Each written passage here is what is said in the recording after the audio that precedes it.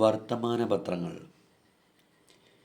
Indian ദേശീയ പ്രസ്ഥാനവും അതിൻ്റെ നേതാക്കളും തങ്ങളുടെ ആശയങ്ങൾ ജനങ്ങളിലേക്ക് എത്തിക്കാൻ ആശ്രയിച്ച പ്രധാന മാർഗം വർത്തമാനപത്രങ്ങളാണ്. അക്കാലത്ത് പത്രങ്ങൾ പ്രസിദ്ധീകരിക്കുന്നത് സാമൂഹിക സേവനമായാണ് കരുതിയിരുന്നത്. ഇന്ത്യൻ ജനതയെ അവർ അനുഭവിക്കുന്ന ചൂഷണത്തെയും അവകാശ നിഷേധങ്ങളെയും കുറിച്ച് ബോധവാന്മാരാക്കുന്നതിൽ പത്രങ്ങൾ പ്രധാന പങ്ക് വഹിച്ചു.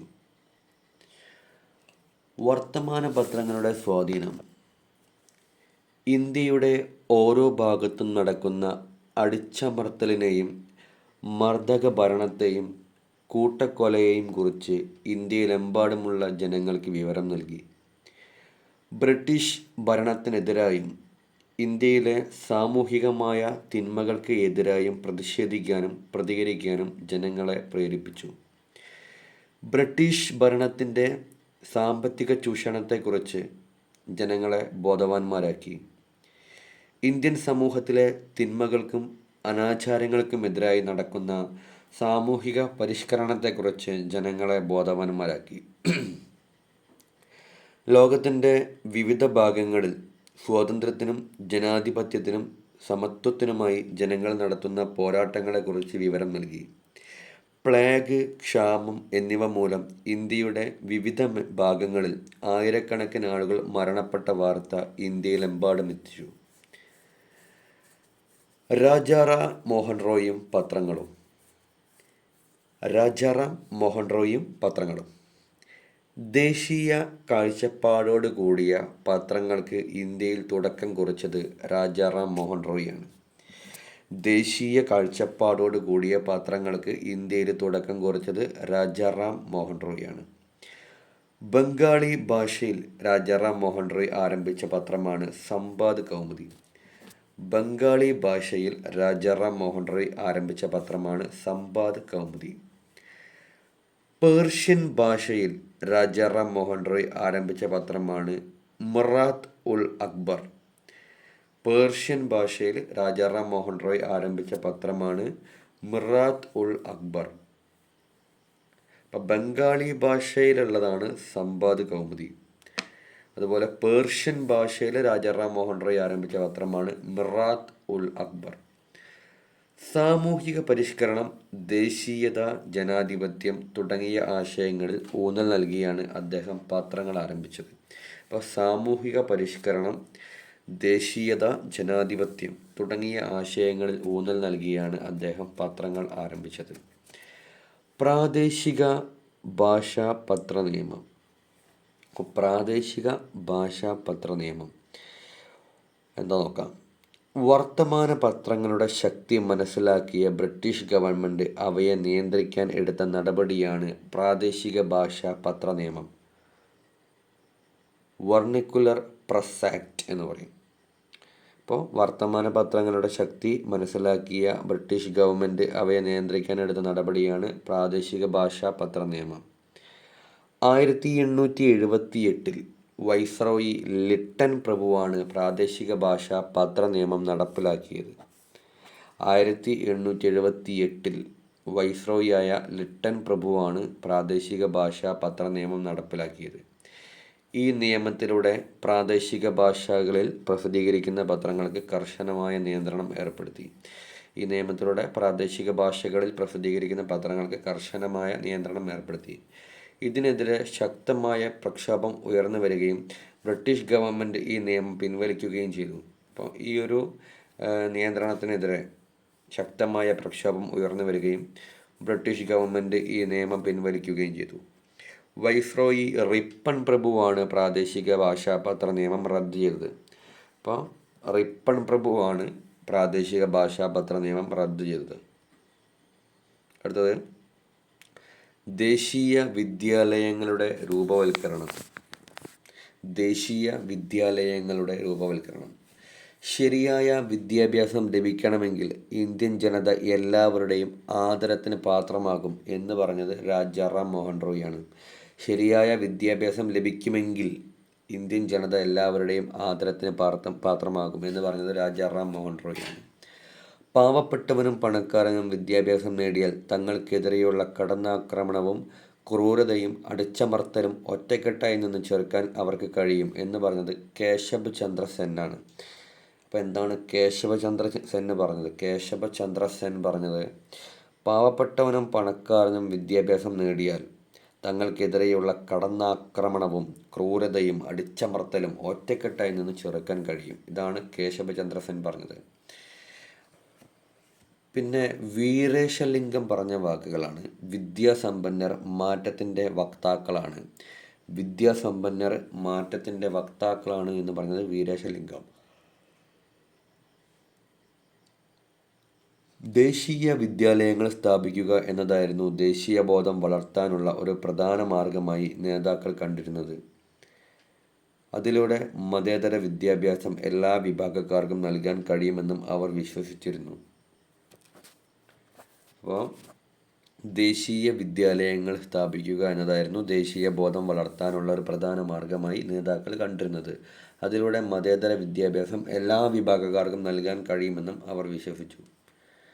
1884 ജി അഗാർക്കർ, ബാലഗംഗാധര തിലക്, മഹാദേവ ഗോവിന്ദ റാനഡെ എന്നിവർ ചേർന്ന് പൂനെയിൽ സ്ഥാപിച്ച വിദ്യാഭ്യാസ സ്ഥാപനമാണ് Deccan education society.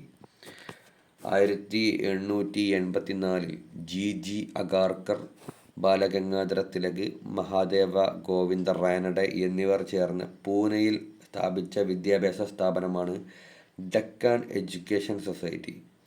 Deccan education സൊസൈറ്റിയുടെ നേതൃത്വത്തിൽ പൂനെയിൽ സ്ഥാപിച്ച കോളേജാണ് ഫർഗൂസൺ കോളേജ്. ഡക്കാൻ എഡ്യൂക്കേഷൻ സൊസൈറ്റിയുടെ നേതൃത്വത്തിൽ പൂനെയിൽ സ്ഥാപിച്ചതാണ് ഫർഗൂസൺ കോളേജ്. 1916 DK കാർവേ മഹാരാഷ്ട്രയിൽ ഇന്ത്യയിലെ ആദ്യത്തെ വനിതാ സർവകലാശാല സ്ഥാപിച്ചു.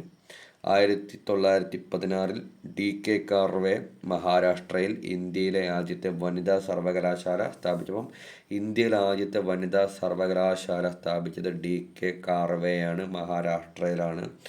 വർഷം 1916 ആണ്. 1920 ഈ സർവകലാശാല ശ്രീമതി നാദിബായി ദാമോദർ താക്കർസി വിമൻസ് യൂണിവേഴ്സിറ്റി എന്ന് നാമകരണം ചെയ്യപ്പെട്ടു. അപ്പോൾ ഇന്ത്യയിലെ ആദ്യത്തെ വനിതാ സർവകലാശാലയ്ക്ക് 1920 ശ്രീമതി നാദിബായി ദാമോദർ താക്കർസി വിമൻസ് യൂണിവേഴ്സിറ്റി എന്ന് നാമകരണം ചെയ്തു. 1921 രവീന്ദ്രനാഥ ടാഗോർ ബംഗാളിൽ സ്ഥാപിച്ചതാണ്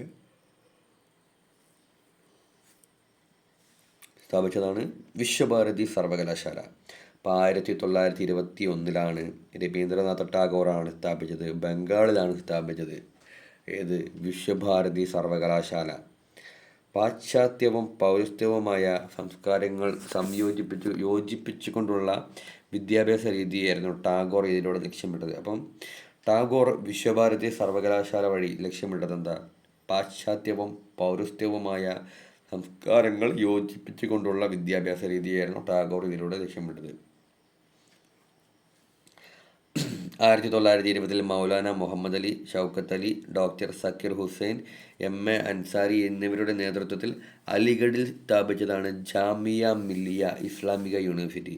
അപ്പം ജാമിയ മില്ലിയ ഇസ്ലാമിക യൂണിവേഴ്സിറ്റി സ്ഥാപിച്ചത് 1920 മൗലാന മുഹമ്മദ് അലി, മൗലാന ഷൗക്കത്ത് അലി, ഡോക്ടർ സക്കീർ ഹുസൈൻ, MA അൻസാരി ഇവരുടെ നേതൃത്വത്തിലാണ് അലിഗഡിൽ സ്ഥാപിച്ച ജാമിയ മിലിയ ഇസ്ലാമിക യൂണിവേഴ്സിറ്റി. മതേതര വിദ്യാഭ്യാസം ദേശീയ പ്രസ്ഥാനത്തെ ശക്തിപ്പെടുത്തുന്നു എന്ന കാഴ്ചപ്പാടായിരുന്നു ഇതിൻ്റെ അടിസ്ഥാനം. അപ്പോൾ ഈ ഒരു യൂണിവേഴ്സിറ്റി സ്ഥാപിക്കാനുള്ള ഒരു കാരണം മതേതര വിദ്യാഭ്യാസം ദേശീയ പ്രസ്ഥാനത്തിനെ ശക്തിപ്പെടുത്തുന്നു എന്ന കാഴ്ചപ്പാടായിരുന്നു. ഈ നയി താലിം, ഗാന്ധിജി വിഭാവനം ചെയ്ത വിദ്യാഭ്യാസ പദ്ധതിയാണ് നയി താലിം, അതായത് നൂതന വിദ്യാഭ്യാസം. നയി താലിം എന്ന് പറഞ്ഞാൽ നൂതന വിദ്യാഭ്യാസം. നയി താലിം പദ്ധതി മുന്നോട്ട് വെച്ച ആശയങ്ങളാണ് ഉൽപാദനക്ഷമമായ ഏതെങ്കിലും തൊഴിലുമായി ബന്ധപ്പെട്ട് വേണം വിദ്യാഭ്യാസം നൽകാൻ. അപ്പോൾ തൊഴിലുമായി കണക്ട് ചെയ്തിട്ട് വേണം വിദ്യാഭ്യാസം കൊടുക്കാൻ. 8 മുതൽ 14 വയസ്സ് വരെയുള്ള കുട്ടികൾക്ക് സൗജന്യവും നിർബന്ധിതമായ വിദ്യാഭ്യാസം നൽകണം. അപ്പോൾ 8 മുതൽ 14 വയസ്സ് വരെയുള്ള കുട്ടികൾക്ക് സൗജന്യവും നിർബന്ധവുമായ വിദ്യാഭ്യാസം നൽകണം. അതുപോലെ വിദ്യാഭ്യാസം മാതൃഭാഷയിലായിരിക്കണം. അപ്പം മാതൃഭാഷയിലായിരിക്കണം വിദ്യാഭ്യാസം നൽകേണ്ടത്. ഇന്ത്യൻ നാഷണൽ കോൺഗ്രസിൻ്റെ 1937 വാർത്താ സമ്മേളനം ഈ പദ്ധതിയെക്കുറിച്ച് പഠിക്കാനായി ഡോക്ടർ സാക്കിർ ഹുസൈൻ്റെ നേതൃത്വത്തിൽ ഒരു കമ്മിറ്റിയെ നിയമിച്ചു. ഇപ്പോൾ ഇന്ത്യൻ നാഷണൽ കോൺഗ്രസിൻ്റെ 1937 വാർത്താ സമ്മേളനം ഈ പദ്ധതിയെക്കുറിച്ച് പഠിക്കാൻ വേണ്ടിയിട്ട് ഡോക്ടർ സക്കീർ ഹുസൈൻ്റെ നേതൃത്വത്തിൽ ഒരു കമ്മിറ്റിയെ നിയമിച്ചു. Thank you. ഇനി പത്രങ്ങളും നേതാക്കളും. ഹിന്ദു അതുപോലെ സ്വദേശി മിത്രം, ഈ 2 പത്രങ്ങളും സ്ഥാപിച്ചത് ജി സുബ്രഹ്മണ്യ അയ്യരാണ്. ഹിന്ദു, സ്വദേശി മിത്രം. ഹിന്ദു എന്ന് പറയുന്ന പത്രം, സ്വദേശി മിത്രം എന്ന് പറയുന്ന പത്രം, ഇത് രണ്ടും സ്ഥാപിച്ചത് ജി സുബ്രഹ്മണ്യ അയ്യരാണ്.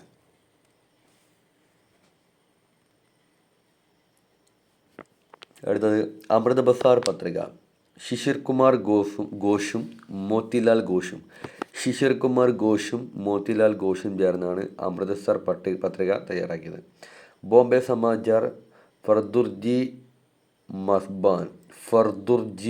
മസ്ബാനാണ് ബോംബെ സമാചാർ സ്ഥാപിച്ചത്. കേസരി മറാത്ത ബാലഗംഗാധര തിലകൻ സ്ഥാപിച്ച പത്രങ്ങളാണ്. കേസരി എന്ന് പറയുന്ന പത്രം, മറാത്ത എന്ന് പറയുന്ന പത്രം, ഇത് രണ്ടും ബാലഗംഗാധര തിലകാണ്.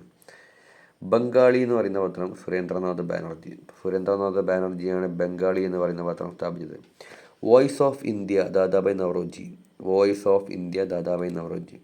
ഷോം പ്രകാശ് ഈശ്വരചന്ദ്ര വിദ്യാസാഗർ. ഇപ്പോൾ ഈശ്വരചന്ദ്ര വിദ്യാസാഗറാണ് ഷോം പ്രകാശ് എന്ന് പറയുന്ന പത്രം സ്ഥാപിച്ചത്. ന്യൂ ഇന്ത്യ കോമൺവീൽ, ഇത് രണ്ടും ആനി ബസന്റിൻ്റെ പത്രങ്ങളാണ്. ഇപ്പോൾ ആനി ബസന്റാണ് New India Commonweal. Young India Harijan ഗാന്ധിജിയാണ്.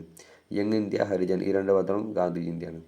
അൽ ഹിലാൽ എന്ന് പറയുന്ന പത്രം മൗലാന അബ്ദുൽ കലാം ആസാദിൻ്റെയാണ്. മൗലാന അബ്ദുൽ കലാം ആസാദാണ് അൽ ഹിലാൽ എന്ന് പറയുന്ന പത്രത്തിൻ്റെ നേതാവ്. വന്ദേ മാതരം എന്ന് പറയുന്ന പത്രം ലാലാ ലജ്പത് റായിൻ്റെയാണ്. വന്ദേ മാതരം ലാലാ ലജ്പത് റായ്. നേഷൻ എന്ന് പറയുന്നത് ഗോപാലകൃഷ്ണ ഗോഖലെയാണ്. നേഷൻ എന്ന് പറയുന്ന പത്രം ഗോപാലകൃഷ്ണ ഗോഖലെയാണ്. Okay, thank U.